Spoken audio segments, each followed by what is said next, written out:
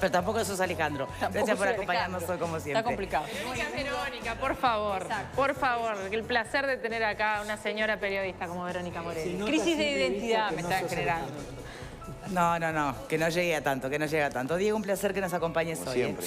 Vamos a estar hablando y debatiendo sobre procesamientos a lo largo del programa de hoy, los que tienen que ver con estos ya conocidos sin prisión hasta el momento. Habrá que ver con qué dispone el juez, pero por lo menos es lo que plantea el fiscal penal Gómez, los procesamientos sin prisión de hinchas del fútbol por incitación al odio. Vamos a estar hablando más adelante en el programa procesamientos con prisión de policías por homicidio. Pero antes, si me permiten, tenemos pronto un móvil en vivo con el tema que está quejando a toda la población en estas últimas horas, y es el paro, o no sé cómo se puede llamar, de los estacioneros, ¿no? Depende de cómo lo mires. Algunos lo llaman el lockout patronal, otros lo llaman paro. El hecho es que hubo una adhesión importantísima, ¿no? De más del 80%, casi el 90% de estaciones, aunque las propias autoridades están fiscalizando para multar, para asegurar que se entregue combustible. Y hoy ya incluso existe todo un mapeo de dónde están las estaciones por si necesitas poner nafta, ¿no? Estamos prontos con el móvil, tenemos al secretario general del PIT-CNT, Marcelo Abdala, con Diego Travieso. Ya el PIT-CNT se pronunció en contra, por supuesto, de la medida de los estacioneros. ¿Cómo les va? Hola, ¿qué tal, Victoria? Muy buenas tardes para todos. Efectivamente, paro de los estacioneros y el PIT-CNT rechaza este paro. Por eso ya le vamos a preguntar a Marcelo, el secretario general del PIT-CNT. Primero, buenas tardes, Marcelo, ¿cómo te va? Bueno, muy buenas tardes para todos, es un gusto estar aquí. Bueno, nosotros rechazamos esta movida patronal porque antes de que aparezca una regulación nueva, los empresarios anunciaron en el Ministerio de Trabajo la denuncia generalizada, la no aplicación generalizada del convenio colectivo que está vigente en las estaciones de servicio y que corresponde ahora un ajuste salarial a partir del 1 de enero, que ellos ya dijeron que no quieren pagar, y porque también amenazaron las fuentes de trabajo en un sector que es muy importante, son 8.000 trabajadores, que tiene características especiales porque allí trabaja mucha juventud y muchos veteranos al mismo tiempo en los dos extremos de la franja etaria del mundo del trabajo, que son dos sectores difíciles para mantener el empleo, y por tanto, digamos que nosotros vemos esta medida como una medida patronal en exigencia de una rentabilidad garantizada. Hicimos cuentas cuando conocimos la paramétrica vigente por ANCAP, que siempre fue muy secreta para los trabajadores, que la no aplicación de un ajuste salarial el 1 de julio, que fue de un 3,75, le significaba algo así como 0,07 pesos por litro de combustible, es decir, casi que una cantidad insignificante. Sabemos que ninguna estación de servicio va a cerrar por esto. Acá hay una movida en defensa de una rentabilidad garantizada. Nos parece que es demasiado dura para la situación que está planteada, que se podía haber negociado a través de una tripartita, buscando, en fin, soluciones. Y además estamos haciendo un planteo que no he visto que lo haga ni el gobierno ni las patronales. Estamos planteando que si se va a mejorar los costos de la cadena de distribución en un sector que además paga un IMESI de un 47% por cada litro de nafta que sale 42,50 y 20 pesos aproximadamente que va para los impuestos generales, que si se mejora esta cadena de distribución en sus costos, que una parte vaya para mejorar el precio a los consumidores, ¿no? Creo que el movimiento obrero es el único que está planteando esta cuestión. Victoria, te estamos escuchando. Sí, tenía algunas preguntas, ¿no? Primero, ANCAP mantiene, sobre todo el abogado de la gremial, ¿no? Pablo Donangelo, sostiene que ya se ha incumplido el contrato por parte de ANCAP. Y de hecho que hay un proceso que todavía no tiene fallo por el cambio de las paramétricas unilateralmente de ANCAP para con los estacioneros. ¿Por qué sonríe, Abdala? Me saludó justo un compañero que estaba perdón. En la vuelta. No tenía que ver con tenía que ver con lo que tú preguntabas. No, tal vez porque Mirá, le parecía que era un argumento. No, se pasó justo un compañero y saludó. Yo no conozco los contratos y los acuerdos que puedan tener las estaciones de servicio con ANCAP o con alguno de los sellos que intermedian, digamos, en la distribución del combustible. Lo que sí sé es que los platos rotos de esta situación no lo pueden pagar los trabajadores. Hay un convenio firmado, un convenio colectivo debidamente firmado que está vigente hasta el 30 de junio del 2018, Y lo primero que hicieron las patronales fue tratar de denunciar el convenio. No contentas con esto, amenazan, digamos, con despedir gente, cuando yo creo que hay ganancias importantes en el sector y, en definitiva, por la información que nosotros tenemos, se estaría ponderando con un mejor precio inclusive a las estaciones de servicio más pequeñas, que tienen menos facturación, y es cierto que las de gran facturación tendrían un margen de ganancia menor. No es que pierdan, es que se achica el margen de ganancia. Entonces, a mí me parece que, claro, cuando se toca la ganancia en esta sociedad, se pone el grito en el cielo, ¿no? Bueno, lo mismo, pero también se ha nosotros intentado podemos muchas contemplar... veces, y también ha sido muy entendible cuando el salario pretende tocarse. Hay veces que se han planteado paros con todo derecho, ni siquiera por un aumento salarial, por una no pérdida del salario. ¿No puede eso trasladarse a la renta del empresario? Es que yo creo que es lo que va a suceder. La mejor vida de los trabajadores que conquisten en la aplicación del convenio actual y en los consejos de salario, como siempre, va a ser un compartir la ganancia del empresario con los trabajadores. La diferencia es que cuando nosotros nos vemos obligados a la huelga, buscamos todos los mecanismos de la negociación previa y perdemos los jornales cuando estamos en huelga. Esta gente, lo que no facturó lunes y martes, lo facturó antes, por eso las estaciones estaban desabastecidas, ¿no? Porque en realidad ellos no dejaron de abrir las estaciones, sencillamente se negaron a vender combustible. Yo no sé, para mí eso es un incumplimiento de los compromisos o el contrato que tienen con ANCAP, pero bueno, le corresponde a las estaciones de servicio y ANCAP decir cómo es su contrato. Lo que yo digo es que no se puede adoptar una medida de esta naturaleza que además da una idea de una situación de inestabilidad, de desabastecimiento en sectores importantes, digamos. Y nosotros veníamos atendiendo que muchas veces desde el sector empresarial se hacen estas cuestiones.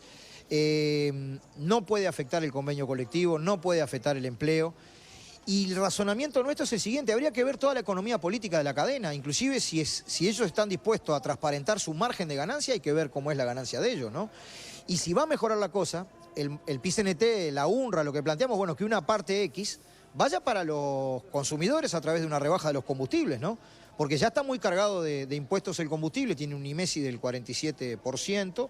Si mejoran los costos de la cadena de distribución, está muy bueno que se pueda bajar el precio del combustible en alguna medida. Me gustaría saber, digamos, qué dicen las patronales de las estaciones de servicio y el propio Poder Ejecutivo en una iniciativa de este tipo, ¿no? Sí, de todas maneras, y perdone que insista, pero hubo una adhesión muy alta. Porque acá se plantea como que en realidad los únicos damnificados serían eventualmente y en márgenes mínimos los grandes estacioneros, ¿no? Los que tienen una rentabilidad alta, que también habría que ver cuál es el costo real de esa rentabilidad, porque se calcula la bonificación, pero no el costo que tiene, cuánto le queda, cuál es el margen de ganancia real para el estacionero. Pero en definitiva, si fuera así, si los perjudicados iban a ser solo los grandes empresarios o los grandes estacioneros, ¿por qué se plegó tanta gente? ¿Por qué se plegó tanta estación? El 90% prácticamente se sumó. Sí, no el 90% del sector, porque nosotros lo que hemos dicho con mucha claridad desde la parte trabajadora es que los jornales de los trabajadores había que pagarlos a rajatabla. Pero Añón dijo que eso se iba a hacer, nuestra... antes de tomarla, antes sí. Incluso del lunes ya estaba clarísimo que iban a pagarle los jornales como correspondían a los trabajadores, lunes y martes. Eso es cierto. Nosotros obviamente que tenemos en defensa del interés de los trabajadores la obligación ante medidas que son de carácter empresarial a dejar claro que si no hay una decisión propia, autónoma de los trabajadores tienen que ganar todos los jornales que correspondan.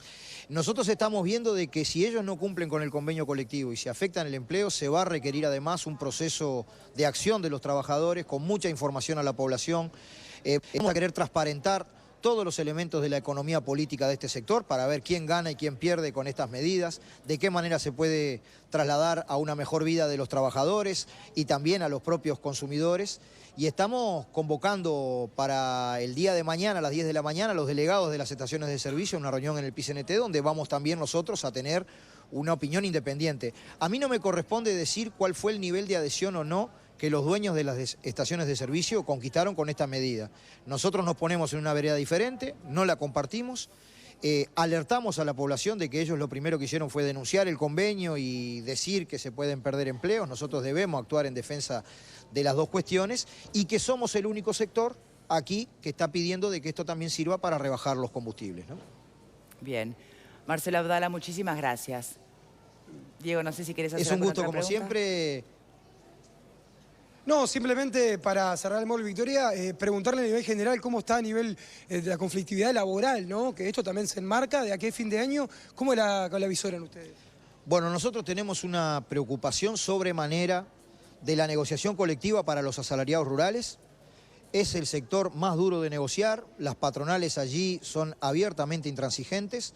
Fíjese de qué estamos hablando, de un sector que ha tenido, digamos, en general en los últimos 10, 12 años un comportamiento óptimo desde el punto de vista empresarial y que todavía al día de hoy un capataz de una estancia gana 18.600 pesos. Imagínate lo que gana un peón, que no tiene beneficios, que no se les da la ropa de trabajo. Entonces el PIT-CNT está muy ocupado de tratar de generar una salida positiva para los asalariados rurales. Son 150.000, nuestra gente del campo, los trabajadores que recién conquistamos consejos de salario a partir del 2009 para este sector. También estamos atendiendo mucho a la negociación en el comercio. Van a haber algunas gestiones con la Asociación de Supermercados del Uruguay para que efectivamente muevan alguna propuesta. Y estamos atentos al objetivo de tratar de finalizar noviembre con un conjunto de acuerdos positivos para los trabajadores, en el entendido de que si le va bien a los trabajadores, el trabajador consume todo su ingreso, se mueve el pequeño comerciante, el pequeño industrial, el pequeño sector agropecuario y se mueve en forma benéfica, digamos, toda la economía nacional. Así que el 28 vamos a tener mesa representativa del PIT-CNT, allí vamos a mirar cómo está en general los consejos de salario, pero trabajando mucho para cerrarlos bien en noviembre, cuestión de que en diciembre la gente ya pueda acceder a su aguinaldo, a su licencia, a sus liquidaciones en buenas condiciones. Muchas gracias, Marcelo. A las órdenes, Muchas saludos gracias. a todos. Adelante, Victoria. Muchísimas gracias a los dos. ¿Qué Victoria, les parece a ustedes? Sí, Diego. Primero, esta es la huelga del patrón, es el locao patronal, de la misma manera que está la huelga del obrero. Y acá yo escuchaba a Abdala y parece que tiene una visión parcial de las cosas. Cuestiona este tipo de manifestación de huelga de la patronal, y hace poco tuvimos también las manifestaciones de huelga de los obreros con Río Gas, etcétera, donde mucha gente también estuvo desabastecida. De la misma manera que estuvo desabastecida la gente por una huelga obrera, también en este caso la gente termina siendo rehén. A mí me molesta cuando se trata de decir nosotros somos los buenos y aquellos son los malos. Parece, toda la sociedad se ve afectada cuando hay una medida de huelga, pero hay que sentarse a hablar. Acá faltó una pata, la pata de ANCAP, que es la que estructura la renta, y sentarse a hablar con los obreros, con la patronal y ANCAP y tratar de encontrar una solución. Y aparentemente se venía negociando sobre eso y no se dieron resultados sobre esa negociación. ANCAP está dispuesta a hablar, lo ha dicho en estas últimas horas la ministra de Industria, lo ha dicho la presidenta de ANCAP, ha dicho que la fórmula no está cerrada. Sí está cerrado que van a haber cambios y que espera que llame la Unión de Vendedores de Nafta para fijar una reunión, y la agenda está vacía. No hay reunión porque la Unión de Vendedores de Nafta optó por este camino antes que, pedir una reunión con las autoridades. Bueno, y otra cosa. ¿Te acordás, Verónica, que cuando estaba aquí Añón y se le preguntó justamente por qué no puede tenderse un puente Dijo y que estaban conversar? cerrados. No, él contestó que ANCAP dijo hacemos lo que queremos, de otra forma. Bueno, pero... Como que no abrió el diálogo ANCAP. Pocas horas después, la presidenta de ANCAP dijo públicamente que ellos no han pedido una reunión cuando se da una conferencia de prensa. Y no es lo mismo la huelga. Los trabajadores tienen derecho a la huelga.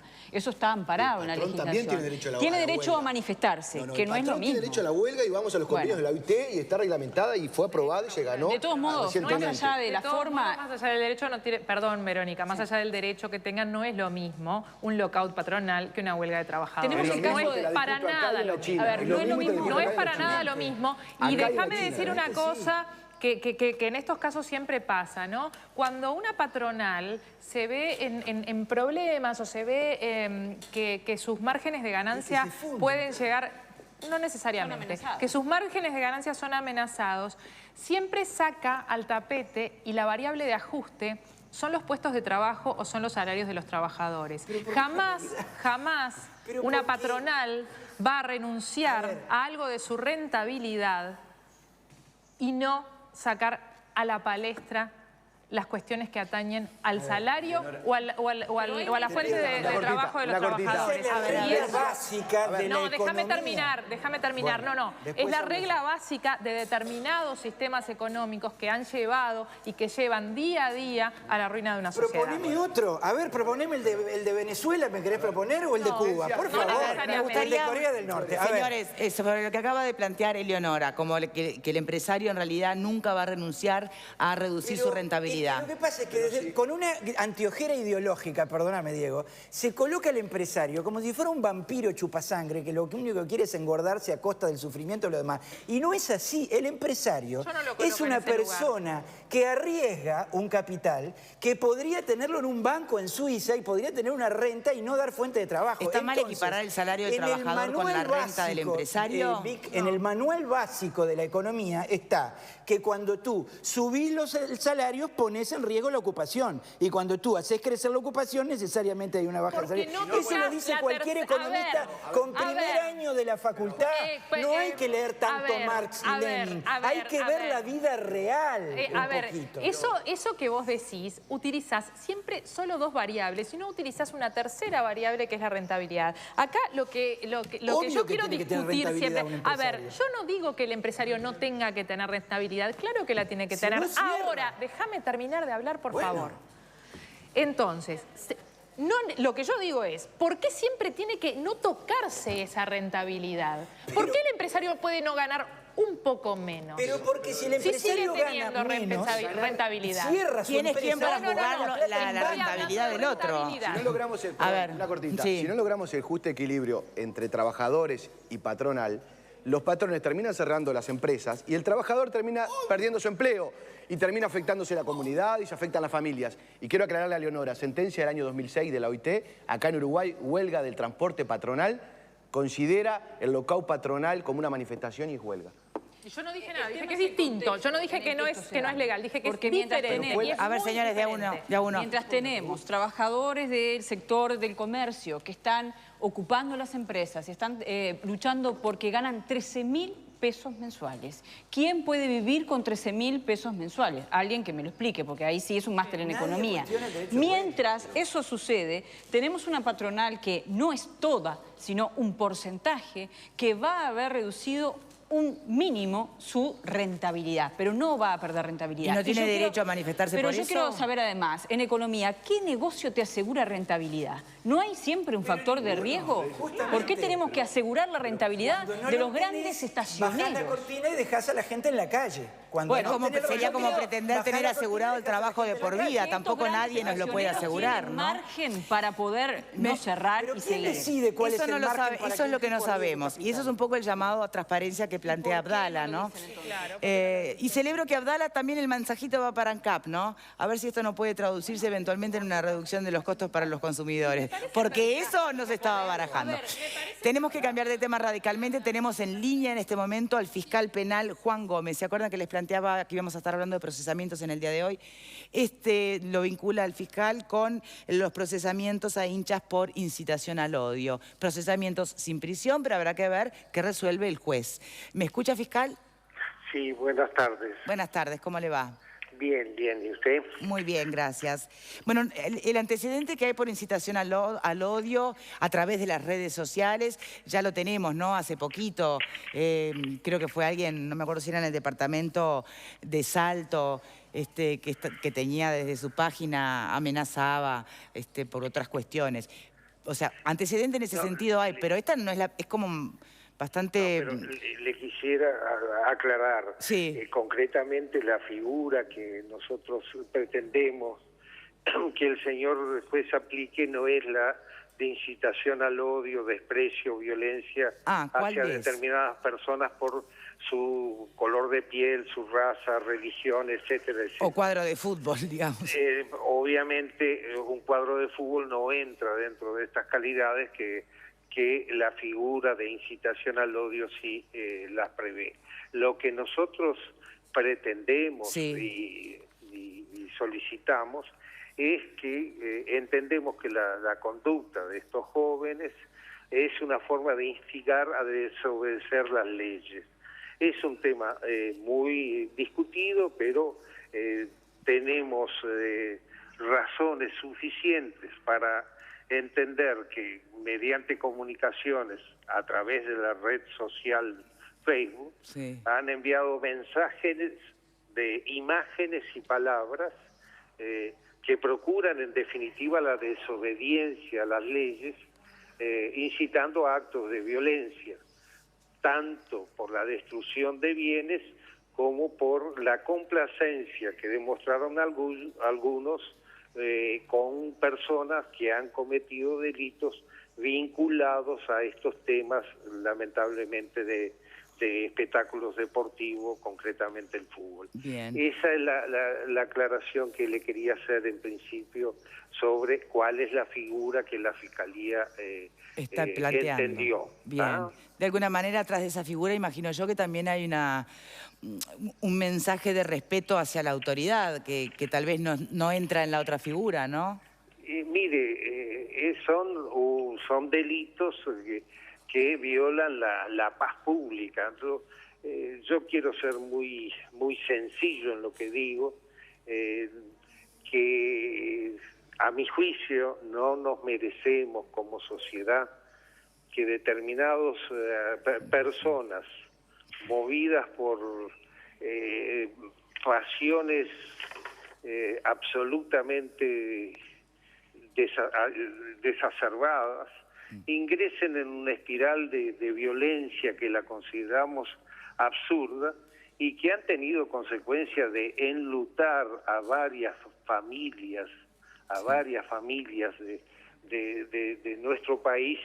Y bueno, y creo que quienes tenemos obligaciones, ha llegado el momento de establecer sí un muro de contención, que no es agarrarnos contra estas dos personas jóvenes, muy jóvenes, pero es el mensaje, es decir, no estamos dispuestos a seguir tolerando la violencia por sí sola, no estamos dispuestos a seguir fomentando esas conductas que destrozan no solo la familia, sino una forma de vida de los uruguayos. Y eso es lo que pretendemos, no sé si en el acierto o en el error, pero nuestra intención es esa. Sí, que haya un mensaje claro. De que quede un mensaje claro y que si mañana a alguien se le ocurre que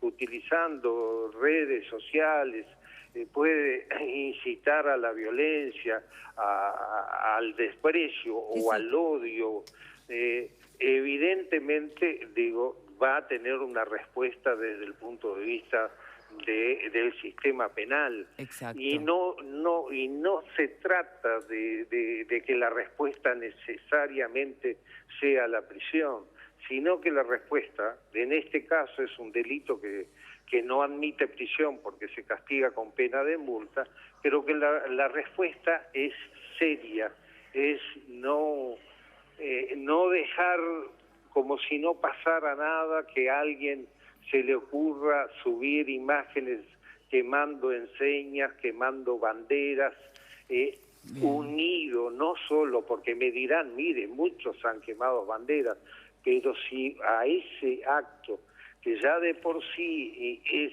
violento, usted le agrega comentarios como porque la basura se quema referencias a un cuadro, o el otro, son todos determinada cosa, son todos como policías, y si no advertimos que esas conductas están incitando a otros jóvenes, a otras personas a replicarlas, yo creo que estamos en un error. Claro. Ahora, pretendo no estar yo en un error pidiendo que se criminalice en este caso esas conductas, pero me pareció que como sociedad tenemos que emitir mensajes serios y respetuosos de la ley, porque no puede ser, y que me perdone la audiencia, que cuando un familiar, un sobrino o un hijo va al estadio o a una cancha de fútbol, nos quedemos con el Jesús en la boca esperando que vuelva. No puede ser eso, y digo que considero que como sociedad no nos merecemos estar viviendo este tipo de situación. Fiscal, la última pregunta, porque imagino que cualquiera coincide con ese planteo, con el mensaje que se quiere dar a través de este procesamiento. Ahora, también me pregunto si la medida, considerando las dificultades que tenemos en nuestro país para la supervisión de las medidas alternativas a la pena de privación de libertad, o en este caso que directamente ni siquiera lleva prisión y es con multa. Una multa o tener que presentarse 2 horas antes del partido y 1 hora después en la comisaría, como fue el procesamiento sin prisión del hincha de Cerro que golpeó a un policía, ¿alcanza con eso?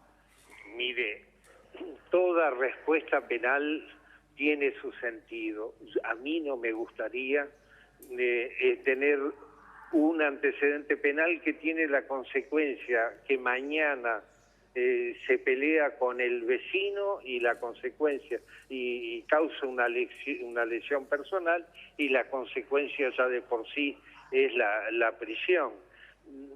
Yo creo que estamos a tiempo de proyectar mensajes que construyan y de que ilustren a la gente que esto es en serio, que no importa tanto de cuál es el tenor de la respuesta. Importa que se sepa, que se señala, que no pasa desapercibido. Que no pasa desapercibido, y creo que en ese sentido es lo que pretende la Fiscalía, y le aclaro, a esta altura de la tarde yo no sé lo que va a decidir el señor juez, a quien respeto profundamente, y por eso le habla de que no es un tema de fácil solución. Bien. Porque muchos de inmediato le viene a la mente gente quemando banderas y no pasaba nada, pero el momento histórico que está viviendo la sociedad uruguaya a mi juicio es otro, y debemos responder con estricto apego a la ley, pero con la determinación necesaria para intentar encauzar esto que lamentablemente estamos viviendo hoy, y no verlo sería negar la realidad. Fiscal Gómez, muchísimas gracias por esta telefónica. Por favor, hasta luego. ¿Qué opinan ustedes? Sí, aparte la progresividad del delito. Hoy quemo bandera, mañana lesiono y después mato. Entonces es un mensaje a la comunidad, decir, bueno, frenar un poco la situación de violencia, conductas violentas, y separar muchas veces esto que se da en el fútbol, que se mezclan delincuentes con hinchas que son apasionados y que a veces se forman situaciones donde todos se corren para la delincuencia. Entonces yo creo que es un mensaje a la sociedad para frenar este tipo de conducta. Fagundes decía en este mismo programa que la justicia no tiene por qué ser ejemplarizante. Me acordaba mientras hablaba con el fiscal, y ahora imaginé que le iban a traer a hay colación. una postura bien distinta, ¿no? Capaz que es debatible. Yo creo que el espíritu y el compromiso de uno de los actores fundamentales, que es la justicia, a la que siempre le decimos no se compromete, no hace, está omisa. Bueno, en este caso hay un giro, que es involucrarse. Sí, pero la pena es preventiva, la pena disuade, previene y también implica muchas veces la rehabilitación. A esta persona que, como bien lo decía el fiscal, le cae un procesamiento, mañana se va a cuidar un poco más, porque va a tener un problema en la calle, un problema con un vecino, y ahí sí va a terminar en prisión. Que más se sumen las medidas, porque tiene un antecedente. Por un lado tenemos la justicia, por otro lado tendríamos... Mientras que el problema no sea que mata a alguien, ¿no? Mientras que el problema no, yo creo sin lugar a dudas. Por lo sano, si me disculpan, o sea, me confirmaba Leonora que este domingo es el clásico, ya saben que no sé nada de fútbol ni me interesa. ¿Qué va a pasar con la Olímpica, vos que sabés tanto al final? ¿Se va a compartir hinchado? ¿Define Martín? Se definió. ¿Qué va a pasar? Lo que sí ya se definió es que la policía no entra a las tribunas. Es a las 6 de la tarde en la Asociación Uruguaya de Fútbol, la reunión. Sigo creyendo que es correcto. A ver, la policía es quien sabe de seguridad pública, no algunas personas que se manifiestan y hablan de qué es lo que tiene que hacer la policía, cuando en realidad a lo mejor a veces son expertos o comentaristas de algún deporte y no de seguridad pública. Yo quiero dejarle en las manos de la gente que conoce de cada tema las cuestiones, y creo que lo que decida quien sabe en seguridad pública sobre si hay que entrar o no hay que entrar a la Olímpica es lo que deberíamos respetar y no hacer leña y alimentar esa hoguera. Bárbaro. Ya sabemos que hay mensajes de venganza de una parcialidad contra la otra, ya lo sabemos. Sabemos que se va a armar lío el domingo, pero todos nos tapamos los ojos como si acá no pasara nada. O sea, no entra la policía, no se hace el partido a puertas cerradas, que sería fantástico hacer el partido a puertas cerradas. Tomar el toro por las astas. No es más importante la recaudación de un clásico que se llene el estadio que la vida de una persona que esté en peligro por ir a ese clásico. En eso estoy totalmente de acuerdo, pero a ver, Eleonora, permiso, Martín. O sea, no puede ser una sola medida, tienen que aplicarse muchas. Y el partido a puertas cerradas, pero te la rellevo acá, ahora, sí. Eleonora, claro que sí. por favor, Martín. Comparto con Eleonora que son ellos los que saben. Creo que no están dadas las condiciones hoy, en este marco, después de todo lo que ha pasado, para que en una tribuna donde aparentemente no van los violentos, no entre la policía para estar en el medio. No tiene que estar entre la gente, tiene que estar en el medio, entre el famoso pulmón que van a crear. ¿Para vos tendría que estar la policía? Para mí, en este caso sí, por lo menos en el pulmón, en el medio, porque ahí van a estar hinchas de Nacional o de Peñarol, o esa era la idea inicial. Ahora creo que se va más a que no haya público en la Olímpica, es decir, el que lo va a estar viendo por televisión va a ver una tribuna vacía. Sí. Comparto con Álvaro que no vale una vida la recaudación de un clásico, que debería jugarse a puertas cerradas, porque hay plata de por medio. Porque hay mucha... Bueno, sigan refunfuñando en casa. Tenemos que hacer una pausa. Ya venimos, ya venimos.